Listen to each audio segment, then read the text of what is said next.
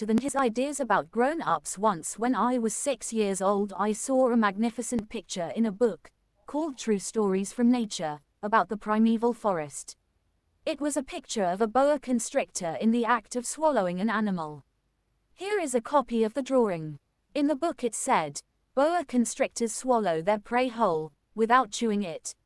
After that they are not able to move, and they sleep through the 6 months that they need for digestion.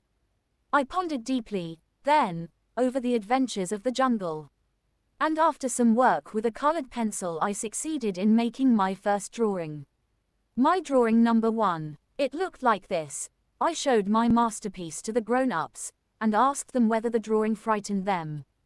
But they answered, "Frighten? Why should anyone be frightened by a hat?" My drawing was not a picture of a hat. It was a picture of a boa constrictor digesting an elephant. But since the grown-ups were not able to understand it, I made another drawing. I drew the inside of the boa constrictor, so that the grown-ups could see it clearly. They always need to have things explained. My drawing number 2 looked like this. 4. The grown-ups' response, this time, was to advise me to lay aside my drawings of boa constrictors, whether from the inside or the outside, and devote myself instead to geography, history, arithmetic and grammar. That is why, at the age of 6, I gave up what might have been a magnificent career as a painter. I had been disheartened by the failure of my drawing number 1 and my drawing number 2. Grown-ups never understand anything by themselves, and it is tiresome for children to be always and forever explaining things to them. So then I chose another profession, and learned to pilot airplanes. I have flown a little over all parts of the world, and it is true that geography has been very useful to me. At a glance I can distinguish China from Arizona. If one gets lost in the night, such knowledge is valuable. In the course of this life I have had a great many encounters with a great many people who have been concerned with matters of consequence. I have lived a great deal among grown-ups. I have seen them intimately, close at hand. And that hasn't much improved my opinion of them. Whenever I met one of them who seemed to me at all clear-sighted, I tried the experiment of showing him my drawing number 1, which I have always kept. I would try to find out, so, if this was a person of true understanding. But, whoever it was, he, or she, would always say, "That is a hat." Then I would never talk to that person about boa constrictors, or primeval forests, or stars. I would bring myself down to his level. I would talk to him about bridge, and golf, and politics, and neckties. And the grown-up would be greatly pleased to have met such a sensible man. 5. Chapter 2. The narrator crashes in the desert and makes the acquaintance of the little prince. So the first lived my life alone, without anyone that I could really talk to, until I had an accident with my plane in the desert of Sahara, 6 years ago. Something was broken in my engine, and as I had with me neither a mechanic nor any passengers, I set myself to attempt the difficult repairs all alone.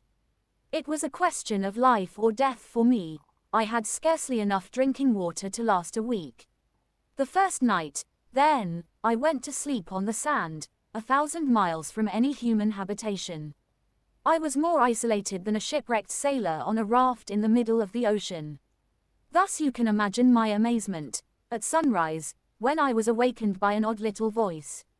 It said, "If you please, draw me a sheep." What? Draw me a sheep? I jumped to my feet, completely thunderstruck. I blinked my eyes hard. I looked carefully all around me, and I saw a most extraordinary small person, who stood there examining me with great seriousness. Here you may see the best portrait that, later, I was able to make of him.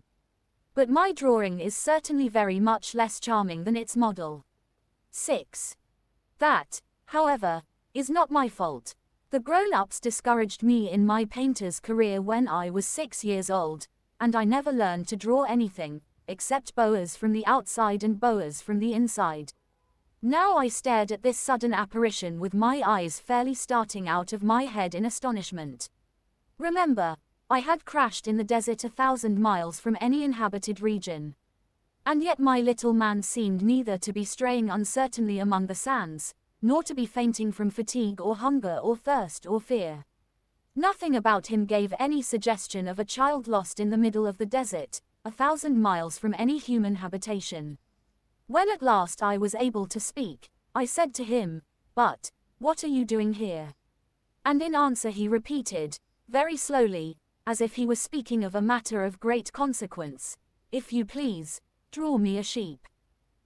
When a mystery is too overpowering, one dare not disobey. Absurd as it might seem to me, 1,000 miles from any human habitation and in danger of death, I took out of my pocket a sheet of paper and my fountain pen. But then I remembered how my studies had been concentrated on geography, history, arithmetic, and grammar, and I told the little chap, a little crossly, too, that I did not know how to draw. He answered me, "7, that doesn't matter. Draw me a sheep." But I had never drawn a sheep. So I drew for him one of the 2 pictures I had drawn so often. It was that of the boa constrictor from the outside, and I was astounded to hear the little fellow greet it with, "No, no, no. I do not want an elephant inside a boa constrictor. A boa constrictor is a very dangerous creature, and an elephant is very cumbersome. Where I live, everything is very small. What I need is a sheep. Draw me a sheep." So then I made a drawing. He looked at it carefully, then he said, "No. This sheep is already very sickly. Make me another." So I made another drawing. My friend smiled gently and indulgently. "You see yourself," he said, "that this is not a sheep. This is a ram. It has horns." So then I did my drawing over once more. But it was rejected too, just like the others. 8. "This one is too old. I want a sheep that will live a long time." By this time my patience was exhausted, because I was in a hurry to start taking my engine apart. So I tossed off this drawing. And I threw out an explanation with it. "This is only his box. The sheep you asked for is inside." I was very surprised to see a light break over the face of my young judge. "That is exactly the way I wanted it. Do you think that this sheep will have to have a great deal of grass?" "Why, because where I live everything is very small.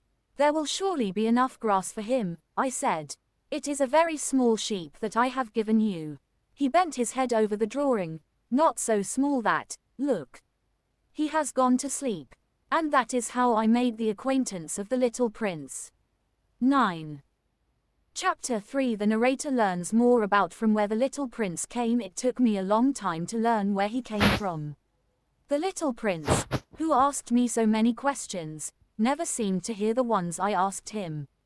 It was from words dropped by chance that, little by little, everything was revealed to me. The first time he saw my airplane, for instance, "I shall not draw my airplane. That would be much too complicated for me." He asked me, "What is that object?" "That is not an object. It flies. It is an airplane. It is my airplane." And I was proud to have him learn that I could fly. He cried out, "Then, what? You dropped down from the sky?" "Yes," I answered, modestly. "Oh, that is funny." And the little prince broke into a lovely peal of laughter, which irritated me very much. I like my misfortunes to be taken seriously. Then he added, "So you, too, come from the sky. Which is your planet?" At that moment I caught a gleam of light in the impenetrable mystery of his presence, and I demanded, abruptly, "Do you come from another planet?" But he did not reply. He tossed his head gently, without taking his eyes from my plane. "It is true that on that you can't have come from very far away." 10. And he sank into a reverie, which lasted a long time. Then, taking my sheep out of his pocket, he buried himself in the contemplation of his treasure. You can imagine how my curiosity was aroused by this half-confidence about the other planets. I made a great effort, therefore, to find out more on this subject. "My little man, where do you come from? What is this, where I live, of which you speak? Where do you want to take your sheep?" After a reflective silence he answered, "The thing that is so good about the box you have given me is that at night he can use it as his house." "That is so. And if you are good, I will give you a string, too, so that you can tie him during the day, and a post to tie him to."